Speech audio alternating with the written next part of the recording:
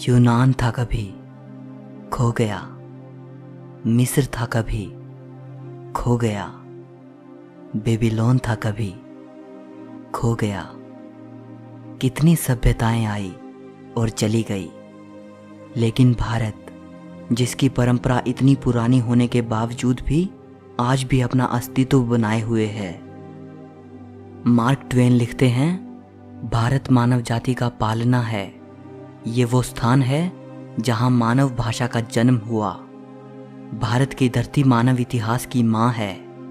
ये महान गाथाओं की दादी है और परंपराओं की परदादी है।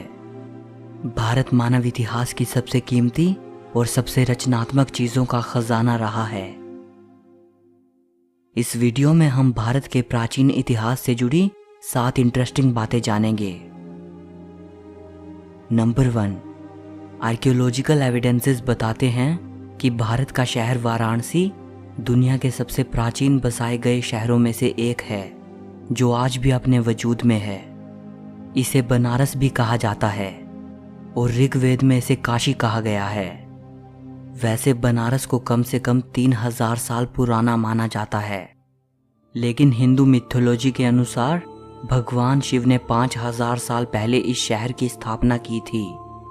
और आपको जानकर हैरानी होगी कि जब 2500 साल पहले भगवान बुद्ध काशी आए थे, उस वक्त भी इसे द एंशिएंट सिटी कहा जाता था। हिंदू धर्म के 7 पवित्र स्थानों में से काशी को सबसे पवित्र माना जाता है। यहाँ तक कि जैन और बौद्ध धर्म में भी काशी एक बेहद पवित्र स्थान है। नंबर 2, तक्षशिला विश्वविद्यालय को दुनिया की सबसे पहली यूनिवर्सिटी माना जाता है। इसको ईसा से 700 साल पहले प्राचीन भारत के तक्षशिला शहर में स्थापित किया गया था। आजकल ये जगह पाकिस्तान में मौजूद है। तक्षशिला में विश्व भर के 10,500 से भी ज़्यादा स्टूडेंट्स पढ़ा करते थे। Science, math, medicine, politics, astrology, astronomy, music, religion और फिलॉसफी जैसे 60 से भी ज़्यादा विषय यहाँ पढ़ाए जाते थे। अलग अलग विषयों के स्कॉलर्स ने अपने अपने आश्रम यहाँ बना रखे थे। हमारे मशहूर इकोनॉमिस्ट और फिलोसोफर विष्णुगुप्त चाणक्य तक्षशिला में आचार्य थे। चाइनीज ट्रैवलर फाहियान जब 5वीं सदी की शुरुआत में भारत आए थे, तो उन्होंने तक्षशिला को भी विजिट किया था। अपनी राइटिंग्स में उन्होंने तक्षशिला का जिक्र भी किया है। 7वीं सदी ईसा पूर्व से लेकर 5वीं सदी तक भारत का ये महान विश्वविद्यालय अच्छी तरह फला फूला। 6ठी सदी आते आते विदेशी हमलावरों ने तक्षशिला को पूरी तरह से नष्ट कर दिया। नंबर 3, शिक्षा के मामले में आज भारत भले ही दुनिया के बहुत से देशों से पीछे हो, लेकिन एक समय था जब भारत की नालंदा यूनिवर्सिटी हायर एजुकेशन के लिए दुनिया का सबसे इम्पोर्टेंट सेंटर हुआ करती थी। नालंदा तक्षशिला से भी वेल ऑर्गेनाइज्ड यूनिवर्सिटी थी। कोरिया, जापान, चीन, तिब्बत, इंडोनेशिया, फारस और तुर्की जैसे देशों से स्टूडेंट्स यहाँ पढ़ने आते थे। नालंदा यूनिवर्सिटी का एंट्रेंस एग्ज़ाम बेहद मुश्किल होता था। चुनिंदा प्रतिभाशाली स्टूडेंट्स ही प्रवेश पा सकते थे। नालंदा के बारे में आज हमें जो ज़्यादा जानकारी मिलती है, वो famous Chinese travellers when Tsang और इत्सिंग की राइटिंग्स से मिलती है, जो 7वीं सेंचुरी में यहाँ आए थे। हुएन त्सांग ने अपनी भारत यात्रा के 2 साल नालंदा में बिताए थे। शुरुआत में वो एज अ स्टूडेंट यहाँ रहे, फिर बाद में उन्होंने यहाँ पढ़ाया भी। हुएन त्सांग लिखते हैं कि जब वो नालंदा आए थे, उस वक्त वहाँ 10,000 स्टूडेंट्स थे और 1510 आचार्य थे। ये अनुमान लगाया जाता है कि एक समय में हमारे ग्रेट मैथमेटिशियन आर्यभट्ट नालंदा के हेड थे। नालंदा में हजारों स्टूडेंट्स और स्कॉलर्स के अध्ययन के लिए एक विशाल लाइब्रेरी थी। इस लाइब्रेरी में 3 लाख से भी ज़्यादा किताबें थीं। 12वीं सदी के अंत में तुर्की हमलावर बख्तियार खिलजी ने नालंदा को जलाकर पूरी तरह नष्ट कर दिया। किसी ज़माने में नालंदा एक भव्य यूनिवर्सिटी हुआ करती थी। आजकल बस उसके खंडहर ही शेष बचे हैं। नंबर 4, इंडस वैली सिविलाइजेशन के जन्म से ही भारत का इतिहास शुरू हुआ माना जाता है। ये दुनिया की 3 सबसे प्राचीन सभ्यताओं में से एक थी, मेसोपोटामिया, एंशिएंट इजिप्ट और इंडस वैली सिविलाइजेशन। और अगर इसे एंशिएंट इजिप्ट और मेसोपोटामिया की सभ्यताओं से कंपेयर करें तो इंडस वैली सबसे ज़्यादा वाइड स्प्रेड सिविलाइजेशन थी। अगर इंफ्रास्ट्रक्चर और टाउन प्लानिंग की बात करें तो इंडस वैली सिविलाइजेशन उस समय के लिए एक बेहद एडवांस्ड सभ्यता थी। सिंधु घाटी सभ्यता के बारे में ये माना जाता है कि यह सभ्यता 3300 ईसा पूर्व से लेकर 1300 ईसा पूर्व तक अस्तित्व में थी। लेकिन नई डिस्कवरीज ये बताती हैं कि यह सभ्यता कम से कम 8000 साल पुरानी हो सकती है। 1920 तक हमें इस सभ्यता के बारे में कुछ भी नहीं पता था। 1920s में जब इंडिया के आर्कियोलॉजिकल डिपार्टमेंट ने इंडस वैली में खुदाई की तो वहाँ इस सभ्यता के 2 पुराने शहरों मोहेंजोदारो और हड़प्पा के अवशेष मिले थे। इसके बाद ही हमें इंडस वैली सिविलाइजेशन के बारे में पता चला।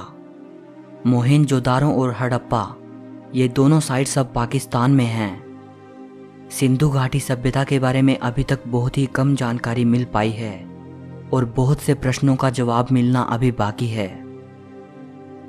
नंबर 5, जीरो का आविष्कार भारत में हुआ था। 2 महान इंडियन मैथमेटिशियंस ब्रह्मगुप्त और आर्यभट्ट को जीरो के आविष्कार के लिए क्रेडिट दिया जाता है और जिनको आज दुनिया अरबिक न्यूमरल्स कहती है, इनका आविष्कार अरब में नहीं हुआ था बल्कि 6th और 7th सेंचुरी में इनको इंडियन मैथमेटिशियंस ने इन्वेंट किया था। अरब और फारस के लोग इनको हिंदू न्यूमरल्स कहते थे। अल किंदी जो कि अरब के मैथमेटिशियन थे और अल ख्वारिज़मी जो कि फारस के मैथमेटिशियन थे। इन दोनों की राइटिंग्स के जरिए ही ये भारतीय न्यूमरल सिस्टम यूरोप तक पहुंचा था और इसीलिए बाद में यूरोपियंस इनको अरबिक न्यूमरल्स कहने लगे थे। आइंस्टाइन लिखते हैं, हम भारतीयों के बेहद ऋणी हैं जिन्होंने हमें गिनती करना सिखाया, जिसके बिना कोई भी सार्थक वैज्ञानिक खोज नहीं की जा सकती थी। नंबर 6, सर्जरीज कितनी मुश्किल होती हैं और अगर आप एक ऐसे ज़माने में हो जब स्कैल्पल का आविष्कार ही नहीं हुआ था तब तो इसकी कल्पना भी नहीं की जा सकती।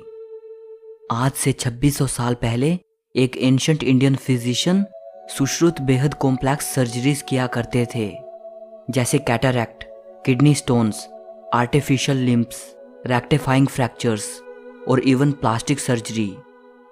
सुश्रुत को पहला व्यक्ति माना जाता है जिसने इंसानों पर सबसे पहले मेडिकल सर्जरी परफॉर्म की, इसीलिए इनको फादर ऑफ सर्जरी भी कहा जाता है। सुश्रुत ने शल्य चिकित्सा पर एक संस्कृत ग्रंथ लिखा था जिसे सुश्रुत संहिता कहा जाता है। सुश्रुत संहिता को चिकित्सा पर लिखा गया most important surviving ancient treatise माना जाता है और इसे आयुर्वेद का फाउंडेशनल टेक्स्ट भी माना जाता है। सुश्रुत संहिता में 184 चैप्टर्स हैं जिनमें जिक्र मिलता है 1120 बीमारियों का, 700 मेडिसिनल प्लांट्स का, 64 प्रेपरेशंस फ्रॉम मिनरल सोर्सेज और 57 preparations based on animal sources. इसके अलावा बहुत से सर्जिकल इंस्ट्रूमेंट्स दर्शाए गए हैं। 8वीं सदी में सुश्रुत के इस महान ग्रंथ को किताब शाह शुन अल हिंदी नाम से अरबी भाषा में भी ट्रांसलेट किया गया था।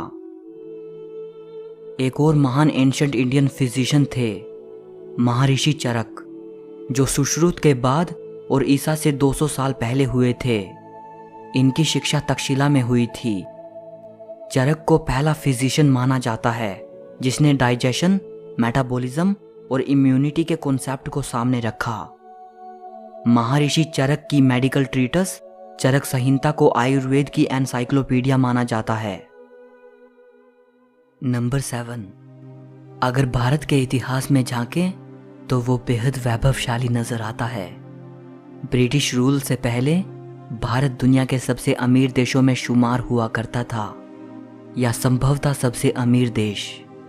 यूं ही नहीं, ये देश विश्व भर में सोने की चिड़िया कहलाता था। अगर कहा जाए तो गलत ना होगा कि इस देश की मैसिव वेल्थ ने ही इतने इन्वेडर्स को यहां आकर्षित किया। हैरानी की बात है कि इस देश को खोजने की चाहत ने अमेरिका की खोज करवा दी। कोलंबस जो भारत के लिए निकला था और गलती से अमेरिका पहुंच गया। और कोलंबस के महज कुछ साल बाद ही वास्को ड गामा भारत की जमीन पर कदम रखने वाला पहला यूरोपियन बना। सो इस वीडियो के लिए बस इतना ही।